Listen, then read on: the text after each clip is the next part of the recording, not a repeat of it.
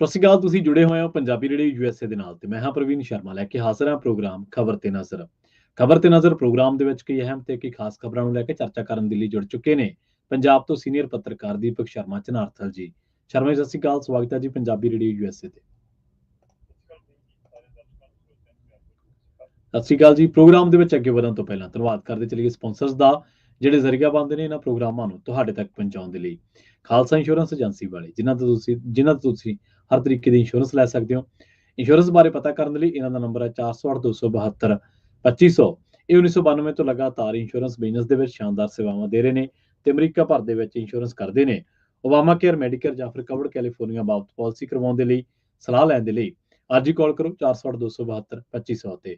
ਟਰਕੀਅਨ immigration ਲਾ firm ਵਾਲੇ, ਜੇ ਟਰਕੀਅਨ ਟੋਨੀ ਟਰਕੀਅਨ ਦੇ ਨਾਲ ਤੁਸੀਂ ਯੂਐਸ ਇਮੀਗ੍ਰੇਸ਼ਨ ਬਾਬਤ ਕੋਈ ਵੀ ਸਲਾਹ ਕਰਨੀ ਹੈ, ਕੋਈ ਵੀ ਸਵਾਲ ਪੁੱਛਣਾ, ਤੇ ਇਹਨਾਂ ਦਾ ਨੰਬਰ ਹੈ 4159090503। Gurdeep Singh Virdi Clovis, Mandeep Singh, Sandeep Kaur San Jose, Jind Kaur, Anayat Kaur Bakersfield, Mahinder Singh, Mahinder Kaur Matu Yuba City, Amrik Singh Atwal, Jarnail Singh Yuba City ਤੇ ਜਸਵਿੰਦਰ ਸਿੰਘ ਨਾਗਰਾ ਰੋਜ਼ਵੈਲ ਤੋਂ। ਇਹਨਾਂ ਸਾਰੇ ਹੀ ਸਪਾਂਸਰਸ ਦਾ ਬਹੁਤ ਬਹੁਤ ਧੰਨਵਾਦ।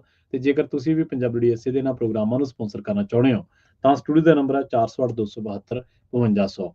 ਅੱਜ ਦਾ ਖਬਰ ਤੇ ਨਜ਼ਰ ਪ੍ਰੋਗਰਾਮ ਸਾਲ 2024 ਦੀ 22 ਨਵੰਬਰ ਦਾ ਪ੍ਰੋਗਰਾਮ ਹੈ ਤੇ ਦਿਨ ਅੱਜ ਸ਼ੁੱਕਰਵਾਰ ਹੈ। ਸ਼ਰਮਾ ਜੀ, ਖਬਰਾਂ ਦੇ ਵੱਲ ਆਈਏ। ਸ਼ੁਰੂਆਤ ਕਰੀਏ ਖਬਰਾਂ ਦੀ। ਇਸ ਵੇਲੇ ਪੰਜਾਬ ਦੇ ਵਿੱਚ ਜੋ ਵਾਪਰ ਰਿਹਾ, ਜੋ ਚੱਲ ਰਿਹਾ, ਉਸ ਤੋਂ ਹੀ ਅਕਾਲੀ ਦਲ ਦੇ ਬਾਰੇ ਗੱਲ ਕਰੀਏ। ਚਰਚਾਵਾਂ ਕਾਫੀ ਹੋ ਰਹੀਆਂ ਨੇ ਕਿ ਜੋਦੜੀ ਮੁੜ ਕੀਤੀ ਹੈ ਸੁਖਬੀਰ ਸਿੰਘ ਬਾਦਲ ਨੇ, ਪਰ ਐਤਕੀ ਤੇ ਪਿਛਲੀ ਵਾਰ ਵਾਲੀ ਜੋਦੜੀ 'ਚ ਕਹਿੰਦੇ ਫਰਕ ਹੈ। ਸਵਾਲੀਆ ਨਿਸ਼ਾਨ ਹੈ ਕਿ ਕੀ ਇਸ ਵਾਰੀ ਸੁਖਬੀਰ ਬਾਦਲ ਨਿਮਾਣਾ ਸਿੱਖ ਬਣ ਕੇ ਆਇਆ ਜੀ, ਜਾਂ ਨਿਮਾਣਾ ਸਿੱਖ ਬਣ ਕੇ ਚਿੱਠੀ ਦਿੱਤੀ ਹੈ?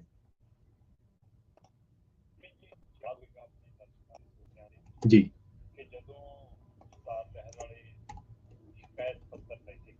ਹੂੰ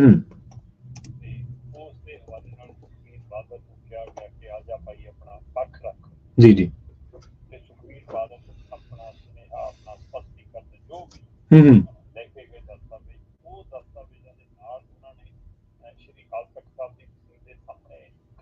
ਹੂੰ ਹੂੰ ਹੂੰ ਹੂੰ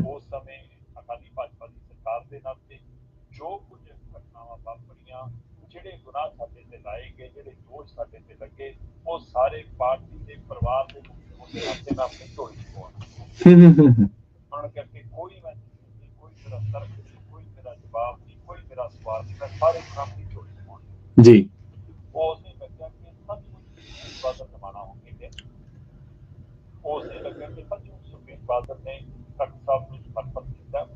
ਹਾਂ ਜੀ ਹੂੰ ਹੂੰ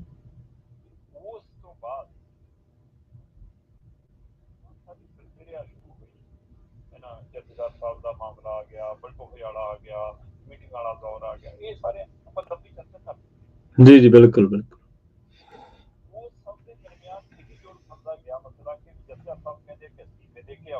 ਹੂੰ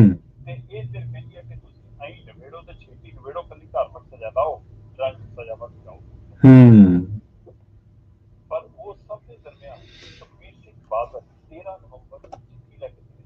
ਜੀ ਹੂੰ ਹੂੰ ਹੂੰ ਹੂੰ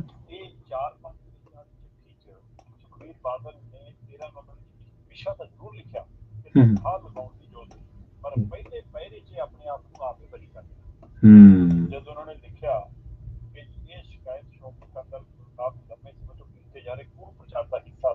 ਹੂੰ ਹੂੰ ਹੂੰ ਹੂੰ ਹੂੰ ਹੂੰ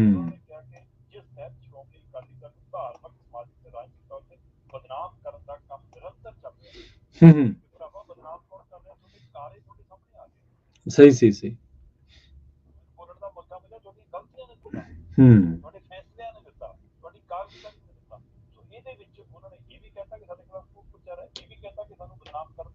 ਹੂੰ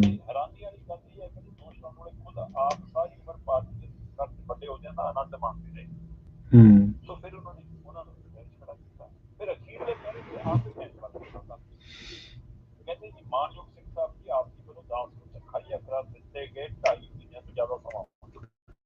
ਹਾਂਜੀ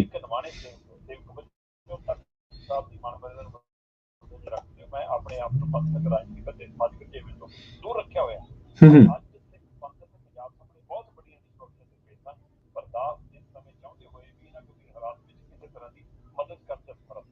ਠੀਕ ਹੈ। ਪੰਜਾਬ ਦੇ ਸੰਸਦੀ ਨੁਮਾਇੰਦਾ ਸ਼੍ਰੋਮਣੀ ਕਬਰ ਦੇ ਕੰਮਕਾਜ ਤੇ ਭਾਰੀ ਅਸਰ ਪੈ ਰਿਹਾ। ਹੂੰ ਹੂੰ ਇਸ ਲਈ ਦਾਸ ਸਨਮਾਨਿਤ ਵਜੋਂ ਸ਼੍ਰੀ ਅਕਾਲ ਤਖਤ ਸਾਹਿਬ ਤੇ ਪੇਸ਼ ਹੋ ਕੇ ਦੁਬਾਰਾ ਕਰਦਾ ਹਾਂ ਕਿ 5 ਘੰਟਿਆਂ ਦੀ ਮੀਟਿੰਗ ਬੁਲਾ ਕੇ ਮਰਿਆਦਾ ਅਨੁਸਾਰ ਜੋ ਵੀ ਹੁਕਮ ਸ਼੍ਰੀ ਅਕਾਲ ਤਖਤ ਸਾਹਿਬ ਤੋਂ ਲਾਇਆ ਜਾਵੇ ਉਹ ਲਾਉਣ ਦੀ ਕਿਰਪਾਲਤਾ ਕੀਤੀ ਜਾਵੇ। ਦਾਸ ਹਰ ਹੁਕਮ ਦੀ ਪਾਲਣਾ ਕਰਨ ਲਈ ਮਤਲਬ ਤਿਆਰ ਹੈ।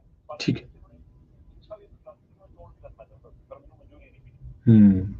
ਇਹ ਚਿੱਠੀ ਨਿਮਾਣਾ ਪਾਣੀ ਇੱਥੇ ਤੁਸੀਂ ਦਲੀਲਾਂ ਤੇ ਆ ਗਏ, ਤਰਕ ਤੇ ਆ ਗਏ, ਆਪਣੀ ਸਫਾਈ ਤੇ ਆ ਗਏ, ਤੁਹਾਨੂੰ ਭੰਡਣ ਤੇ ਆ ਗਏ, ਆਪਣੇ ਆਪ ਨੂੰ ਖੜਾ ਕਰਦਾ। ਮੈਂ ਕਹਿੰਦਾ ਇਹ ਫੈਸਲਾ ਜਥੇਦਾਰ ਸਾਹਿਬ ਨੇ ਕਰ ਜੀ ਜੀ ਬਿਲਕੁਲ। ਇਹ ਫੈਸਲਾ ਉਹਨਾਂ ਦੇ ਹੱਥ ਤੱਕ ਹੋ ਸਕਦਾ ਸਾਰੀ ਬਾਕੀ ਕਮੇਟੀ ਖੜੀ ਹੋਵੇ, ਹੋ ਸਕਦਾ ਕਿ ਸਾਰਿਆਂ ਨੂੰ ਸਵਾਲ ਜਵਾਬ ਆਵੇ। ਪਤਾ ਇਹਨਾਂ ਤੋਂ ਉਹਨਾਂ ਨੂੰ ਸਸਤੀਕਰਨ ਮੰਗੇ ਹੋਇਆ ਨਾ। ਪਰ ਜਦੋਂ ਸਿੰਘ ਸਾਹਿਬਾਨ ਇਸ ਗੱਲ ਤੇ ਰਹੇ ਕਿ ਵੀ ਜਾਂ ਤਾਂ ਸਾਨੂੰ ਹਟਾ ਦਿਓ, ਸਾਡੇ ਅਸਤੀਫੇ ਪ੍ਰਵਾਨ ਕਰ ਦਿਓ, ਹੈ ਨਾ, ਜਾਂ ਫਿਰ ਅਸਤੀਫਾ ਨਾ ਦੇ ਕੇ ਆਖਰ ਸੁਖਬੀਰ ਬਾਦਲ ਦਾ ਅਸਤੀਫਾ ਜੀ। ਜਦੋਂ ਸੁਖਬੀਰ ਬਾਦਲ ਦਾ ਅਸਤੀਫਾ ਆਇਆ, ਅਸਤੀਫੇ ਜਦੋਂ ਦੋ ਨਾਟਕ ਬਣ ਕੇ ਹੋਇਆ, ਉਸ ਤੋਂ ਬਾਅਦ ਧੜੋਲੀ ਔਰ ਗਏ ਵੀ ਕਰੇ ਆਪਾਂ ਉਹਦਾ ਹਵਾਲਾ 2 ਦਿਨਾਂ ਤੋਂ ਕਰਦੇ ਆਏ। ਉਹਦੇ ਵਿੱਚ ਵੀ ਕੰਨਿਆ ਸਿੰਘ ਨੇ ਕਿਹਾ ਕਿ ਭਾਈ ਜੇ ਤੁਹਾਨੂੰ ਲੱਗਦਾ ਕਿ ਹਾਂ ਮੈਨੂੰ ਹਟਾ ਦਿਓ, ਮੇਰਾ ਅਸਤੀਫਾ ਪ੍ਰਵਾਨ ਕਰ ਦਿਓ ਜਾਂ ਫਿਰ ਭਰੋਸਾ ਰੱਖੋ। ਇਹ ਸਾਰੀ ਪ੍ਰਕਿਰਿਆ ਦੇ ਦਰਮਿਆਨ 18 ਤਰੀਕ ਦੀ ਇੱਕ ਚਿੱਠੀ ਗਈ ਹੁੰਦੀ ਹੈ ਸੁਖਬੀਰ ਸਿੰਘ ਬਾਦਲ ਦੀ, 18 ਨਵੰਬਰ ਦੀ, ਉਸ ਨੂੰ ਜਦ ਤੱਕ ਅੱਜ ਕੀਤਾ। ਮਤਲਬ 18 ਤਰੀਕ ਦੀ ਤੁਸੀਂ ਹੋਰ ਚੌਧਰੀ ਪਾਈ ਹੋਵੇ ਤੇ ਉਹਨੂੰ ਜਦ ਤੱਕ 22 ਤਰੀਕ ਨੂੰ ਕਰੋ, ਇਹਦਾ ਮਤਲਬ 18 ਤਰੀਕ ਨੂੰ ਚਿੱਠੀ ਤਾਂ ਭੇਜਤੀ ਤੁਸੀਂ, ਪਰ ਤੁਸੀਂ ਦੁਵਿਧਾ ਖੜਨਾ ਵੀ ਹੈ ਕਿ ਨਹੀਂ। ਬਿਲਕੁਲ ਸਾਬਿਤ ਤਾਂ ਇਹੀ ਹੁੰਦਾ। ਅੱਜ ਤੁਹਾਨੂੰ ਲੱਗਿਆ ਕਿ ਅੱਜ ਤੁਸੀਂ ਹੁਣੇ ਚਿੱਠੀ ਦੇਖੋ 5 ਲਾਈਨਾਂ ਦੀ ਚਿੱਠੀ ਹੈ। ਠੀਕ ਹੈ ਜੀ। ਇਹ ਯਾਰ ਇੱਥੇ ਲੱਗਿਆ ਕਿ ਸੁਖਬੀਰ ਹੁਣ ਨਿਮਾਣਾ ਬਣ ਕੇ ਗਿਆ, ਹੁਣ ਆਪਣਾ ਹੰਕਾਰ ਤੇ ਸ਼ਾਇਦ ਉਹਦਾ ਛੱਡ ਕੇ ਗਿਆ, ਜੇ ਚਿੱਠੀ ਦੇ ਹਿਸਾਬ ਨਾਲ ਖੜ ਗਈ ਲੱਗਿਆ ਫਿਰ ਉਹ ਹੰਕਾਰ ਵਾਪਸ ਨਜ਼ਰ ਆ ਗਿਆ। ਏਕਮਕਾਰ ਸ਼੍ਰੀ ਵਾਹਿਗੁਰੂ ਜੀ ਕੀ ਫਤਿਹ। ਸਿੰਘ ਸਾਹਿਬ ਯਾਨੀ ਜਥੇਦਾਰ ਸ਼੍ਰੀ ਅਕਾਲ ਤਖਤ ਸਾਹਿਬ, ਸ਼੍ਰੀ ਅੰਮ੍ਰਿਤਸਰ ਸਾਹਿਬ, ਵਾਹਿਗੁਰੂ ਜੀ ਕਾ ਖਾਲਸਾ, ਵਾਹਿਗੁਰੂ ਜੀ ਕੀ ਫਤਿਹ। ਮਾਨ ਸਿੰਘ ਸਾਹਿਬ ਆਪ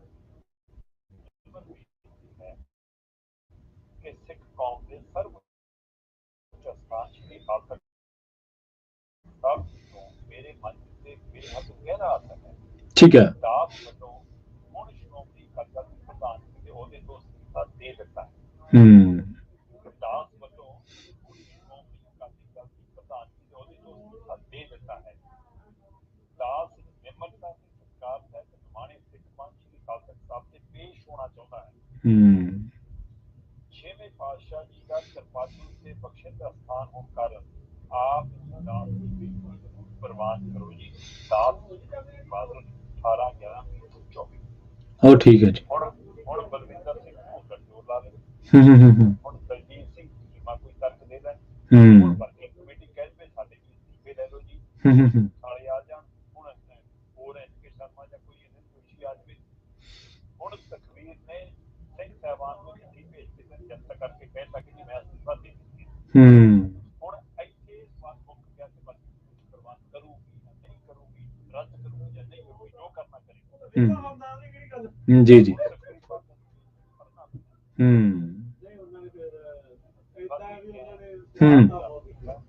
ਇਹਦਾ ਮਤਲਬ ਹੁਣ ਗੱਲ ਲੱਗੀ ਹਾਂਜੀ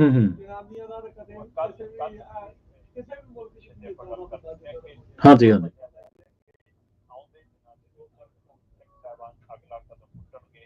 ਹੋ ਸਕਦਾ ਕਿ ਉਹ ਸਾਰੀਆਂ ਧਿਰਾਂ ਨੂੰ ਬੁਲਾ ਲੈਣ, ਹੋ ਸਕਦਾ ਉਹ ਕਦੇ ਸੁਖਬੀਰ ਬਾਦਲ ਨੂੰ ਲਾ ਕੇ ਹਰ ਪਰ ਮਸਲਾ ਨਿਬੜ ਜਾਵੇ। ਇਹ ਵੀ ਮੰਨਿਆ ਜਾ ਰਿਹਾ ਕਿ ਧਾਰਮਿਕ ਸਜ਼ਾ ਦੀ ਉਹ ਵੀ ਖਾਲੀ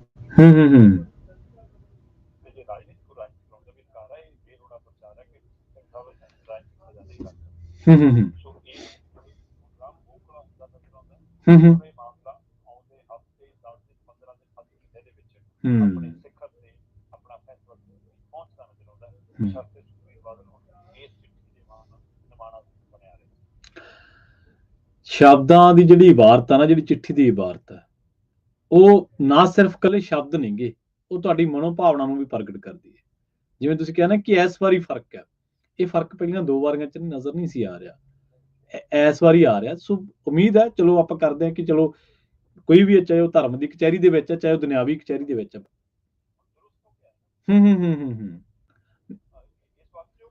ਜੀ ਜੀ ਬਿਲਕੁਲ। ਹਾਂਜੀ ਹਾਂਜੀ।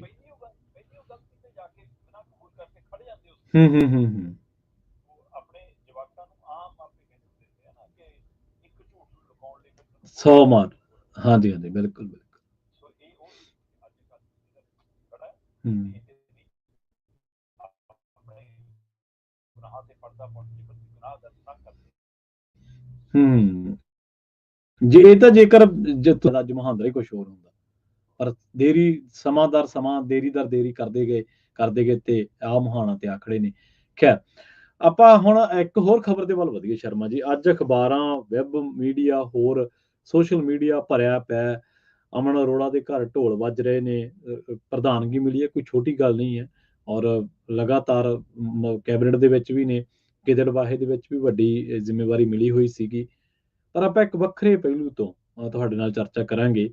ਪ੍ਰਧਾਨਗੀ ਤਾਂ ਗਈ, ਕਹਿੰਦੇ ਕਿ ਮੁੱਖ ਮੰਤਰੀ ਵਾਲੀ ਕੁਰਸੀ ਵੀ ਜਾਵੇਗੀ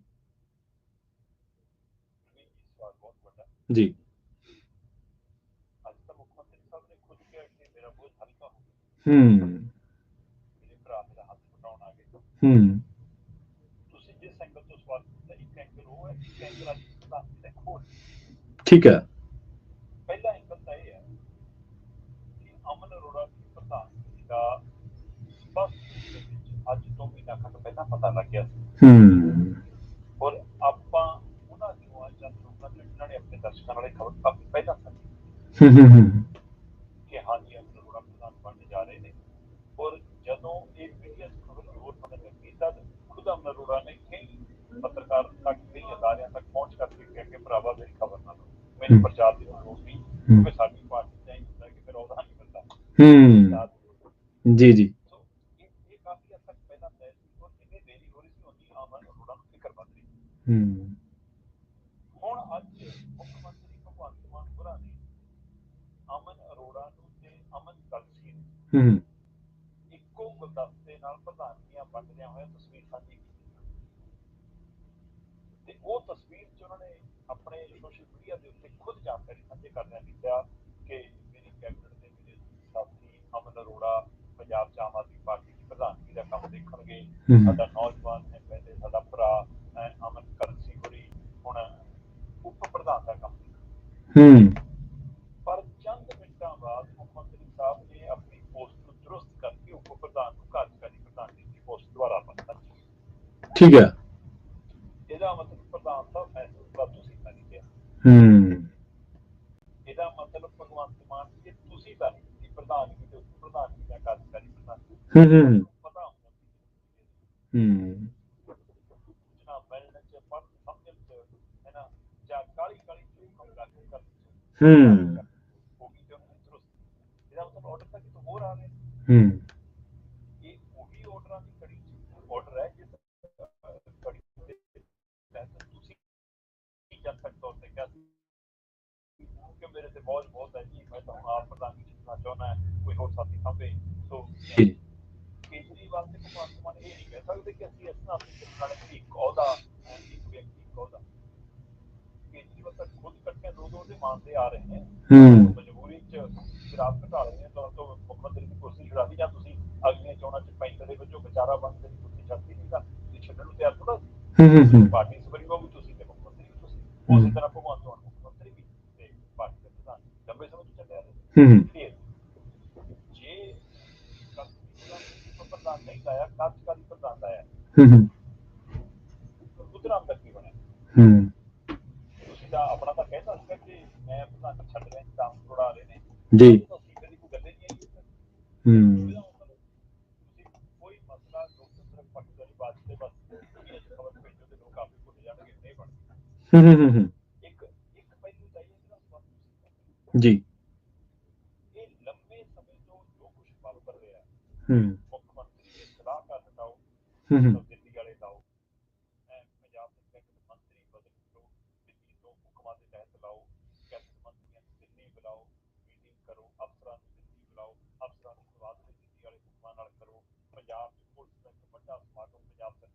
ਕਰਾਓ।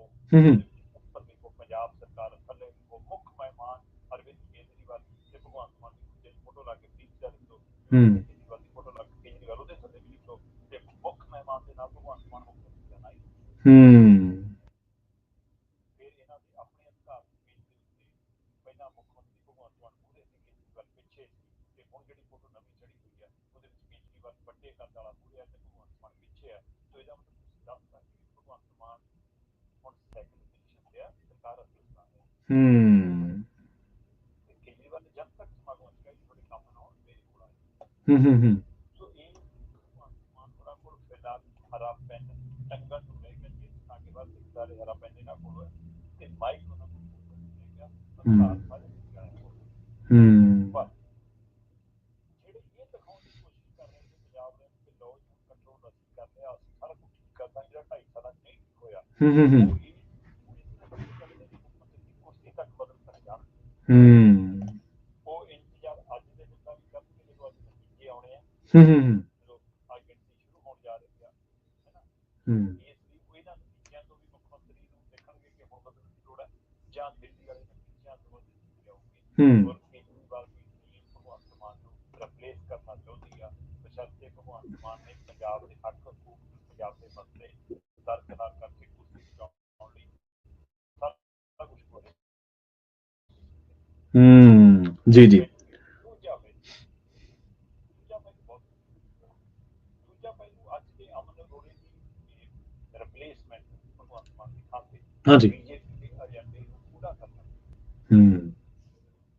ਜਿਸ ਹਿਸਾਬ ਨੇ ਪੰਜਾਬ ਦੀ ਬੀਜੇਪੀ ਕਰ ਰਹੀ ਹੈ ਨਾ, ਹਰਿਆਣੇ ਵਾਲੇ ਪੈਟਰਨ, ਹਾਂਜੀ ਉਹਨਾਂ ਨਾਲੋਂ ਉਸ ਹਿਸਾਬ ਤੇ ਪਹਿਲਾਂ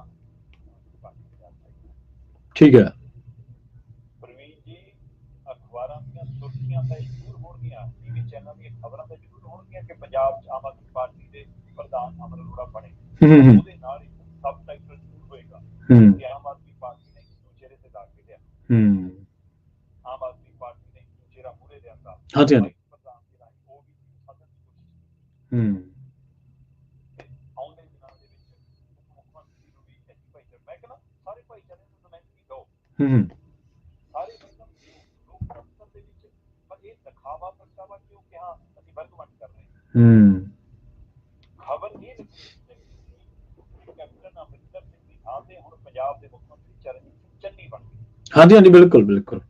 ਪਰ ਖਬਰ ਕੀ ਲੱਗੀ ਕਿ ਐਸੀ ਭਾਈਚਾਰੇ ਦਾ ਚਿਹਰਾ ਸਾਹਮਣੇ ਆ ਗਿਆ, ਐਸੀ ਭਾਈਚਾਰੇ ਨੂੰ ਮੌਕਾ ਦਿੱਤਾ ਕਾਂਗਰਸ ਨੇ, ਉਹਨਾਂ ਦੇ ਉੱਤੇ ਦਾਗ ਦਿੱਤਾ, ਲਓ ਜੀ ਚਿਹਰਾ ਬਣਦਾ ਰਹਿ ਗਿਆ, ਸੂਈ ਜਾਖੜ ਧਰੇ ਰਹਿ ਗਏ। ਮਤਲਬ ਇਹ ਲੋਕਤੰਤਰ ਦੇ ਵਿੱਚ ਇਹ ਪੈਮਾਨਾ ਹੁਣ ਜਦੋਂ ਪੰਜਾਬ ਦੇ ਵਿੱਚ ਹਰਿਆਣੇ ਵਾਲੇ ਪੈਟਰਨ ਤੇ ਬੀਜੇਪੀ ਦਾ ਅੱਖ ਉਹਨੂੰ ਕਰਦੀ ਆ ਕਿ ਜਿਵੇਂ ਉੱਥੇ ਜਾਟ ਭਾਈਚਾਰਾ ਦਾ ਨੁਕਸਾਨ ਕਰਦਾ, ਇੱਥੇ ਜੱਟ ਸਿੱਖ ਭਾਈਚਾਰਾ ਦਾ ਨੁਕਸਾਨ ਕਰਦੀ, 20% ਆ, ਬਾਕੀਆਂ ਨੂੰ ਲਸਾ ਦਈਏ, ਬਾਕੀਆਂ ਨੂੰ ਭੜਕਾ ਦਈਏ, ਬਾਕੀਆਂ ਨੂੰ ਖੇਡ ਦਈਏ, ਬਾਕੀਆਂ ਨੂੰ ਲੜਾ ਦਈਏ, ਉਸ ਪੈਟਰਨ ਤੇ ਪਹਿਲਾਂ ਉਹਨੂੰ ਤਿਆਰ ਬੀਜੇਪੀ ਕਹਿੰਦੀ ਅਸੀਂ ਰਾਮ ਦੇ ਨਾਲ ਤੇ ਖੇਡਾਂਗੇ, ਕੇਜਰੀਵਾਲ ਕਹਿੰਦਾ ਮੈਂ ਹਿਮਾਚਲ ਦੇ ਨਾਲ ਖੇਡਾਂਗੇ। ਜੀ ਬਿਲਕੁਲ। ਸੋ ਪੈਟਰਨ ਇੱਕੋ ਬਣਾ ਦਿੱਤਾ, ਧਰਮ ਦਾ, ਜਾਤ ਦਾ, ਫਿਰਕੇ ਦਾ, ਹਾਰ ਇਹ ਨਹੀਂ ਆ ਕਿ ਪਹਿਲਾਂ ਅਕਾਲੀ ਕਾਂਗਰਸ ਨਹੀਂ ਦਿੰਦੇ, ਮਾੜੀ ਮੋਟੀ ਸ਼ਰਮਿਆ ਰੱਖ ਦਿੰਦੇ ਸੀ, ਜਮਾ ਬਸ਼ਰਮ ਪਣੇ ਵਾਲਾ ਕੰਮ ਹੈ। ਸੋ ਇਸ ਤਰੀਕੇ ਦੀ ਰਾਜਨੀਤੀ ਪੰਜਾਬ ਨੂੰ ਹੋਰ ਪਿਛਾਂ ਲਿਜਾ ਸਕਦੀ ਹੈ। ਇਹ ਟੈਕਨੋਲੋਜੀ ਵਾਲਾ ਪਹਿਲੂ ਕਿ ਜਦੋਂ ਬੀਜੇਪੀ ਖੇਡਦੀ ਹੈ ਨਾ ਉਹਨੂੰ ਖਿਲਾਰ ਕੀਤੀ ਕਿ ਉਸ ਖਿਲਾਰ ਚ ਬਾਕੀਆਂ ਨੂੰ ਖਿਲਾਰ ਦੇਗੀ। ਇਹ ਪੰਜਾਬ ਜਿਹੜਾ 47 ਚ ਨਹੀਂ ਟੁੱਟਿਆ, ਜਿਹੜਾ 84 ਚ ਨਹੀਂ ਟੁੱਟਿਆ, ਇਹ ਕਿਤੇ ਇਹ ਰਾਜਨੀਤੀ ਬੜਾ ਚੰਗੀ ਟੁੱਟਣਾ ਜਾਂ ਜੀ ਬਿਲਕੁਲ। ਅਗਲੀ ਜਿਹੜੀ ਖਬਰ ਆ ਉਹਦੇ ਵੱਲ ਵਧੀਏ ਤੇ ਗੱਲ ਕਰਕੇ ਆਮ ਆਦਮੀ ਪਾਰਟੀ ਦੀ ਰਾਜ ਸਭਾ ਮੈਂਬਰ ਦੀ ਸਵਾਤੀ ਮਾਲੀਵਾਲ, ਉਹ ਬਹੁਤ ਤਗੜੇ ਦੋਸ਼ ਲਾ ਰਹੇ ਨੇ। ਉਹ ਕਹਿ ਰਹੇ ਨੇ ਕਿ ਪੰਜਾਬ ਨੂੰ ਇਸ ਟਾਈਮ ਗੁੰਡਾ ਚਲਾ ਰਿਹਾ ਤੇ ਜਿਹੜਾ ਉਹਨਾਂ ਨੇ ਟਵੀਟ ਕੀਤਾ, ਬੜਾ ਲੰਬਾ ਉਹਨਾਂ ਨੇ ਟਵੀਟ ਕੀਤਾ, ਪਰ ਇਹਦਾ ਕੁਝ ਅੰਸ਼ ਜਿਹੜਾ ਉਹ ਕਹਿੰਦੇ ਕਿ पंजाब मुख्यमंत्री के चीफ एडवाइजर का बेशकीमती पद जो कि राज्य का सबसे बड़ा प्रशासनिक पद है, पंजाब पुलिस का डीजीपी, सरकार का चीफ सेक्रेटरी अब गुंडे को रिपोर्ट कर रहे हैं। वो कहते कि देश के इत्थों के जिहड़े नौजवान आ वो छड्ड के जा रहे हैं ते इत्थों के जिहड़े पंजाब के खजाने दे विचों गुंडियां नूं ਲੱਖਾਂ ਰੁਪਈਆਂ ਦੀ ਤਨਖਾਹ, ਗੱਡੀਆਂ ਤੇ ਬੰਗਲੇ ਤੇ ਨੌਕਰ ਚਾਕਰ ਦਿੱਤੇ ਜਾ ਰਹੇ।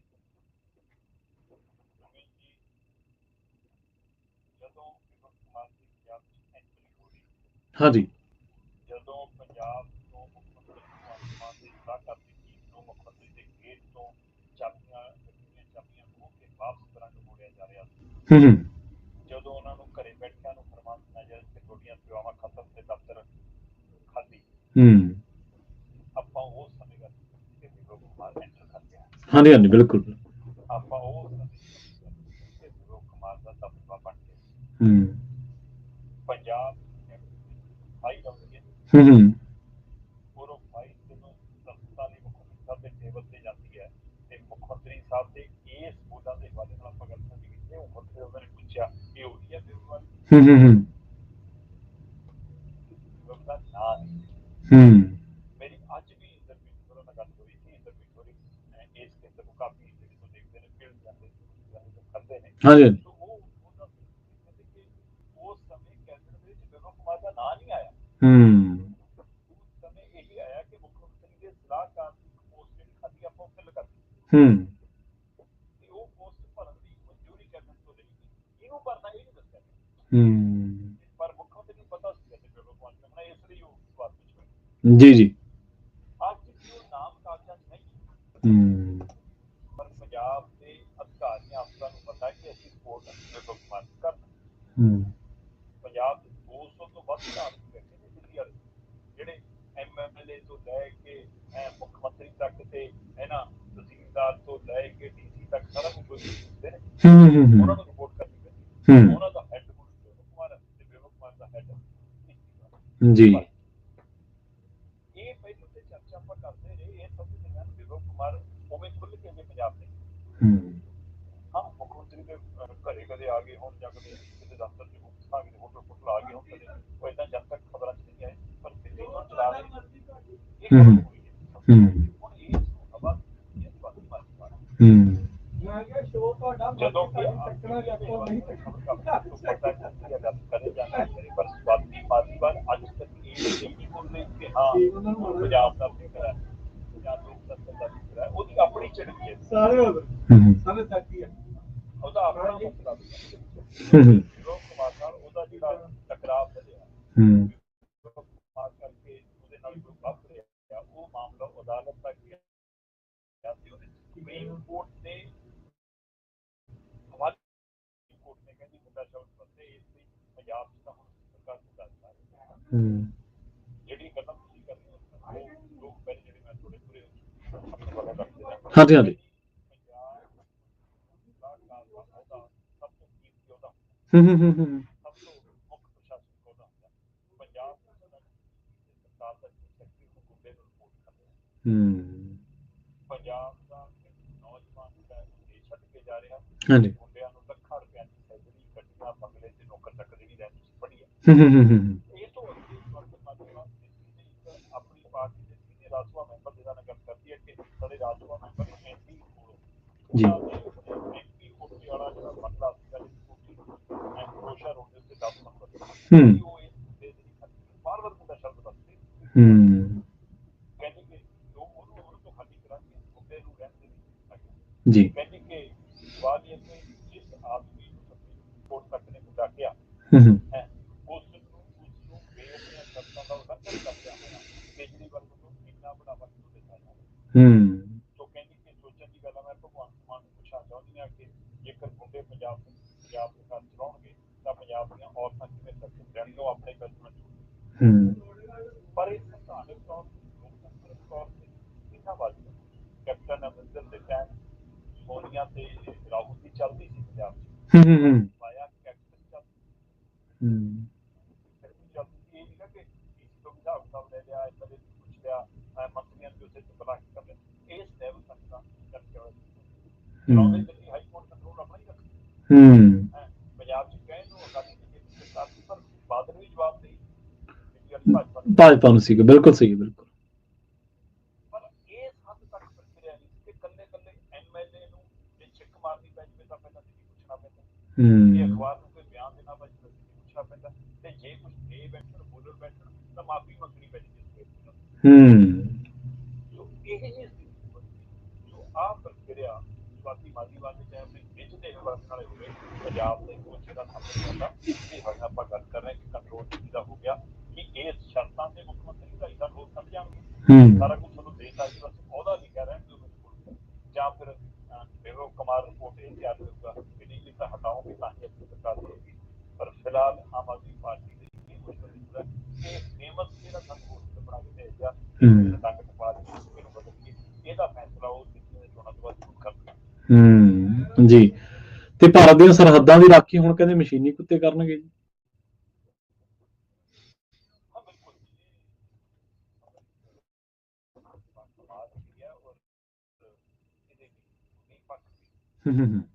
ਭਾਰਤੀ ਸਰਹੱਦ ਤੇ ਬਕਾਇਦਾ ਤੌਰ ਤੇ ਜਿਹੜੇ ਰੋਬਟ ਲੋਕ ਨੇ ਕੁੱਤੇ ਆਪਾਂ ਨੂੰ ਕਹਿੰਦੇ ਰੋਬਟ ਡੌਗ ਤੈਨਾਤ ਕਰਨ ਦੇ ਲਈ ਬਕਾਇਦਾ ਰਹਿਸਰ ਪ੍ਰੈਕਟਿਸ ਜੈਸਲਮੇਰ ਦੇ ਵਿੱਚ ਜਿੱਥੇ ਮਤਲਬ ਫਾਇਰਿੰਗ ਰੇਂਜ ਹੈ ਉਹ ਥਾਂ ਦੇ ਉੱਤੇ 10 ਤੋਂ ਵੱਧ ਰੋਬਟ ਡੌਗ ਨੂੰ ਲਿਜਾ ਕੇ ਬਕਾਇਦਾ ਟ੍ਰੇਨਿੰਗ ਕੀਤੀ ਗਈ, ਉਹਨਾਂ ਦੀ ਸਪਲਾਈ ਹੋਈ, ਸਮਝ ਲਓ ਉਹਨਾਂ ਦੀ ਰਹਿਸਰ ਹੋਈ। ਇਹਦੇ ਵਿੱਚ ਇਹ ਪਹਿਲੇ ਸਾਹਮਣੇ ਆਇਆ ਕਿ ਇਹ ਜਿਹੜੇ ਨੇ ਇਹ 10 ਕਿਲੋਮੀਟਰ ਦੂਰ ਤੋਂ ਕੰਟਰੋਲ ਕੀਤੇ ਜਾ ਸਕਦੇ ਨੇ ਔਰ ਵੱਡੇ ਕੱਦ-ਕਾਠ ਦੇ ਵਿੱਚ ਪੂਰਾ ਐਂ ਆ ਜਿਵੇਂ ਬਹੁਤ ਵੱਡਾ ਕੋਈ ਮੰਨ ਲਓ ਕਾਕਰੋਚ ਤੁਰਿਆ ਜਾਂਦਾ ਹੋਵੇ ਜਾਂ ਬਹੁਤ ਵੱਡਾ ਕੋਈ ਗੱਦੀ ਕੁੱਤਾ ਤੁਰਿਆ ਜਾਂਦਾ ਹੋਵੇ, ਏਦਾਂ ਵੱਡਾ ਕੱਦ ਹੈ ਉਹਨਾਂ ਦਾ।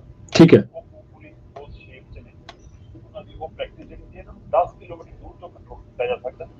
ਅੱਧੇ ਕੁ ਘੰਟੇ ਦੀ ਚਾਰਜਿੰਗ ਨਾਲ ਇਹ 12-16 ਘੰਟੇ ਕੰਮ ਕਰਦੇ ਨੇ ਔਰ ਇਹਨਾਂ ਤੇ ਬਰਫ਼ ਦਾ, ਰੇਤ ਦਾ, ਪਾਣੀ ਦਾ, ਪਹਾੜਾਂ ਦਾ ਕੋਈ ਅਸਰ ਨਹੀਂ ਹੁੰਦਾ। ਇਹ ਪਾਣੀ ਦੇ ਅੰਦਰ ਜਾ ਕੇ ਵੀ ਕੰਮ ਕਰ ਸਕਦੇ ਨੇ, ਇਹ ਬਰਫ਼ ਤੇ ਵੀ ਚੜ੍ਹ ਸਕਦੇ ਨੇ, ਪਹਾੜਾਂ ਤੇ ਵੀ ਚੜ੍ਹ ਸਕਦੇ ਨੇ। ਸੋ ਉਸ ਥਾਂ ਇਹ ਕੰਮ ਕਰਦੇ ਜੀ। ਜੇਕਰ ਇਸ ਹਵਾਲੇ ਨਾਲ ਆਪਾਂ ਸਮਝਣਾ ਹੋਵੇ ਤਾਂ ਇਹਦਾ ਮਤਲਬ ਇਹ ਕੁੱਤੇ ਆਉਣ ਵਾਲੇ ਸਮੇਂ ਵਿੱਚ ਭਾਰਤੀ ਫੌਜ ਦਾ ਮੁੱਖ ਹਿੱਸਾ ਬਣ ਜਾਣ।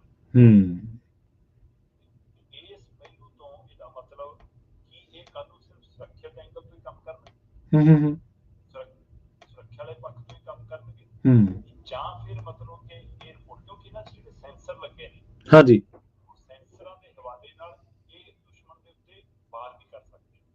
ਠੀਕ ਹੈ, ਸੈਂਸਰ ਰਾਹੀਂ ਆਰਡਰ ਮਿਲ ਜਾਵੇ ਤਾਂ ਇਹ ਗੋਲੀਬਾਰੀ ਵੀ ਕਰ ਸਕਦੇ। ਇਹਨਾਂ 'ਚ ਜਿਹੜੇ ਕੈਮਰੇ ਨੇ 336 ਡਿਗਰੀ ਤੇ ਲੱਗੇ ਨੇ, ਕਿਸੇ ਵੀ ਐਂਗਲ ਦੀ ਫੋਟੋ ਤੁਰੰਤ ਭੇਜ ਸਕਦੇ ਤੇ ਚੀਨ ਇਹਨਾਂ ਨੂੰ ਆਪਣੀ ਫੌਜ ਦਾ ਹਿੱਸਾ ਬਣਾ ਚੁੱਕਾ। ਠੀਕ ਹੈ, ਉੱਥੋਂ ਮਿਲੀਆਂ ਰਿਪੋਰਟਾਂ ਦੇ ਆਧਾਰ ਤੇ ਵੀ ਹੁਣੇ ਭਾਰਤੀ ਫੌਜ ਦਾ ਇਹ ਮਸ਼ੀਨੀ ਜਿਹੜੇ ਕੁੱਤੇ ਨੇ, ਜਿਹੜੇ ਰੋਬਟ ਡੌਗ ਨੇ, ਹਿੱਸਾ ਬਣ ਗਿਆ। ਸੋ ਇੱਕ ਪੱਖੋਂ ਤਾਂ ਇਹਦਾ ਲੱਗਦਾ ਕਿ ਸਾਡੀ ਫੌਜ ਤਕਨੀਕੀ ਤੌਰ ਤੇ ਹੋਰ ਤਾਕਤਵਰ ਹੋ ਰਹੀ, ਸਰਹੱਦਾਂ ਦੀ ਰਾਖੀ ਲਈ ਹੋਰ ਤਕਨੀਕੀ ਪੱਖੋਂ ਮਜ਼ਬੂਤ ਹੋ ਰਹੀ। ਦੂਸਰੇ ਪਾਸੇ ਮੈਨੂੰ ਇਹਦੇ ਵਿੱਚ ਜਿਹੜਾ ਜ਼ਿਕਰ ਲੱਗਦਾ ਜਦੋਂ BI ਦੀ ਵਜ੍ਹਾ ਆਪਾਂ ਕਰਨੇ ਉਸੇ ਕੜੀ ਦਾ ਹਿੱਸਾ ਹੈ।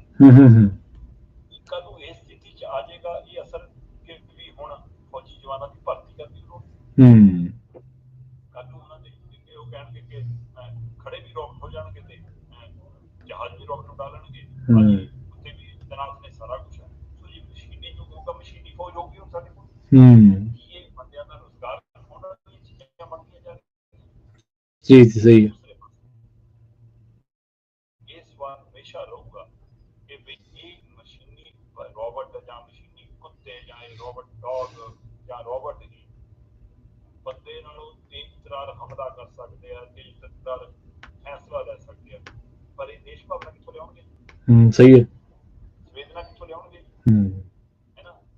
ਸੋ ਇਹ ਜੇ ਸਾਡੇ ਸੈਂਸਰ ਨਾਲ ਚੱਲਦੇ ਆ, ਕੱਲ ਨੂੰ ਕੋਈ ਬੜਾ ਹੈਂਗ ਕਰਾ ਕੇ ਮੋਬਾਈਲ ਹੈਂਗ ਹੋ ਜਾਂਦੇ ਆ, ਖਾਤੇ ਹੈਂਗ ਹੋ ਜਾਂਦੇ, ਕੰਪਿਊਟਰ ਹੈਂਗ ਹੋ ਜਾਂਦੇ ਆ, ਹੈ ਨਾ, ਕੱਲ ਨੂੰ UPM ਹੈਂਗ ਹੋ ਜਾਂਦੀ ਹੈ। ਹਾਂਜੀ, ਸਹੀ ਸਹੀ।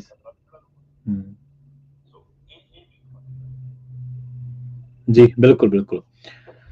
ਤੇ ਜਾਂਦੇ ਜਾਂਦੇ ਗੱਲ ਕਰੀਏ ਧੜਕਣਾਂ ਵਧੀਆਂ ਦੀ। ਸ਼ਰਮਾ ਜੀ, ਜ਼ਿਮਨੀ ਚੋਣਾਂ ਦੇ ਨਤੀਜੇ ਹੁਣ ਤੋਂ ਥੋੜੀ ਦੇਰ ਬਾਅਦ ਆ ਰਹੇ ਨੇ ਤੇ ਉਮੀਦਵਾਰਾਂ ਦੀਆਂ ਧੜਕਣਾਂ ਵਧੀਆਂ ਨੇ, ਸਪੋਰਟਰਾਂ ਦੀਆਂ, ਸਮਰਥਕਾਂ ਦੀਆਂ ਵੀ ਵਧੀਆਂ ਹੋਈਆਂ ਨੇ।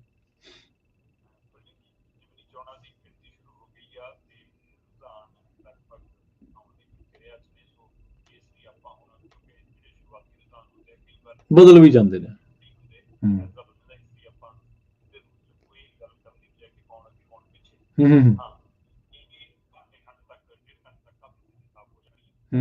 ਚਾਰੋਂ ਜਿਮਨੀ ਚੋਣਾਂ ਤੇ ਆਮ ਆਦਮੀ ਪਾਰਟੀ ਫਿਲਹਾਲ ਦਾਅਵਾ ਕਰ ਰਹੀ ਹੈ ਕਿ ਅਸੀਂ ਚਾਰੋਂ ਜਿੱਤਾਂਗੇ ਤੇ ਕਾਂਗਰਸ ਇਸ ਗੱਲ ਨੂੰ ਮੰਨਦੀ ਹੁੰਦੀ ਹੈ ਕਿ ਤਿੰਨ ਸੀਟਾਂ ਜੀ ਦੋ ਤੇ ਕਰ ਸਕਦੇ ਜੇ ਸਾਰਾ ਕੁਝ ਮਿਲਿਆ, ਪਰ ਉਹ ਇਹ ਵੀ ਤਿਆਰੀ ਕਰੀ ਬੈਠੀ ਹੈ ਪ੍ਰੈਸ ਨੋਟ ਦੇ ਰੂਪ ਚ ਕਿ ਜੇ ਹਿਲਜੁਲ ਹੋਈ ਤਾਂ ਆਪਾਂ ਕਹਾਂਗੇ ਜੀ ਤਾਂ ਮਸ਼ੀਨਰੀ ਦਾ ਹੋ ਗਿਆ ਜੀ ਕਰ ਲਿਆ, ਇਹ ਜਾਂ ਹੂੰ ਤੇ ਭਾਜਪਾ ਦੀ ਨਜ਼ਰ ਸਿਰਫ ਆਪਣੇ ਵੋਟ ਬੈਂਕ ਤੇ ਹੈ, ਹੂੰ ਕਿੰਨਾ ਵਧਾਉਂਦੇ ਆ, ਕਿਸ ਸਥਿਤੀ 'ਚ ਵਧਾਉਂਦੇ ਆ। ਹੂੰ ਸੋ ਇਸ ਵਾਰ 3 ਧਿਰਾਂ ਹੀ ਚੁਣ ਕੇ ਸੀਗੀਆਂ, ਜਦੋਂ ਕਿ ਮਾਨਦਾਨ ਵੀ ਮੈਦਾਨ 'ਚ ਹੈ ਤੇ ਕੁਝ ਆਜ਼ਾਦ ਉਮੀਦਵਾਰ ਵੀ ਮੈਦਾਨ 'ਚ ਨੇ, ਹੂੰ ਤੇ ਉਹ ਫੈਸਲਾ ਕੁਝ ਸਥਿਤੀ 'ਚ ਵੀ ਹੋ ਸਕਦੇ ਨੇ, ਨਤੀਜੇ ਤੈਅ ਕਰਨ ਵਾਲੀ ਸਥਿਤੀਆਂ 'ਚ ਵੀ ਹੋ ਸਕਦੇ ਨੇ। ਪਰ ਫਿਲਹਾਲ ਮੁੱਖ ਮੁਕਾਬਲੇ ਦੇ ਵਿੱਚ ਆਮ ਆਦਮੀ ਪਾਰਟੀ, ਕਾਂਗਰਸ ਤੇ ਭਾਜਪਾ ਹੀ ਹੈ। ਹੂੰ। ਸੋ ਨਤੀਜੇ ਚੰਦ ਘੰਟਿਆਂ ਤੱਕ ਸਾਡੇ ਸਰੋਤਿਆਂ ਦਰਸ਼ਕਾਂ ਤੱਕ ਪਹੁੰਚ ਜਾਣਗੇ। ਜੀ ਬਹੁਤ ਬਹੁਤ ਧੰਨਵਾਦ ਸ਼ਰਮਾ ਜੀ, ਨਾਲ ਖਾਸ ਖਬਰਾਂ ਦੇ ਖਾਸ ਜਾਣਕਾਰੀਆਂ ਦੇ ਲਈ। ਜੀ ਸਤਿ ਸ਼੍ਰੀ ਅਕਾਲ ਜੀ। ਪ੍ਰੋਗਰਾਮ ਖਬਰ ਤੇ ਨਜ਼ਰ ਨੂੰ ਆਪਾਂ ਇੱਥੇ ਹੀ ਸਮਾਪਤ ਕਰਾਂਗੇ। ਪੰਜਾਬੀ ਰੇਡੀਓ ਯੂਐਸਏ ਤੇ ਪ੍ਰੋਗਰਾਮਾਂ ਦਾ ਸਿਲਸਿਲਾ ਲਗਾਤਾਰ ਜਾਰੀ ਹੈ। ਜੁੜੇ ਰਹੋ ਪੰਜਾਬੀ ਰੇਡੀਓ ਯੂਐਸਏ ਦੇ ਨਾਲ। ਬਹੁਤ ਬਹੁਤ ਧੰਨਵਾਦ। ਸਤਿ ਸ਼੍ਰੀ ਅਕਾਲ।